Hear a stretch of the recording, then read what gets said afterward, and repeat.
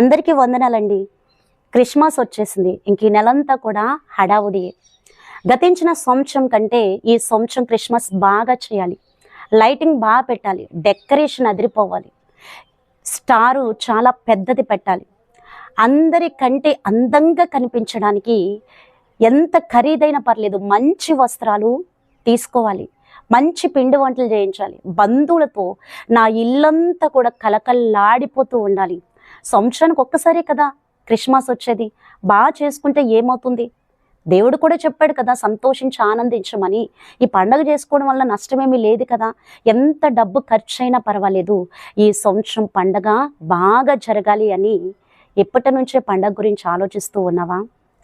నువ్వు చేసే క్రిస్మస్లో దేవునికి మహిమ వస్తుందా, లేదా మనుషుల దగ్గర మెప్పు పొందుకుంటున్నావా? క్రిస్మస్ అంటేనే క్రీస్తుని ఆరాధించడం. నువ్వు చేస్తున్న క్రిస్మస్లో క్రీస్తుని ఆరాధిస్తున్నావా, లేదా క్రీస్తునే పక్కన పెట్టేసి మనుషులను పొగుడుతూ మనుషులను మాత్రమే ఆరాధిస్తున్నావా? యేసు ఈ లోకానికి ఎందుకు వచ్చారు?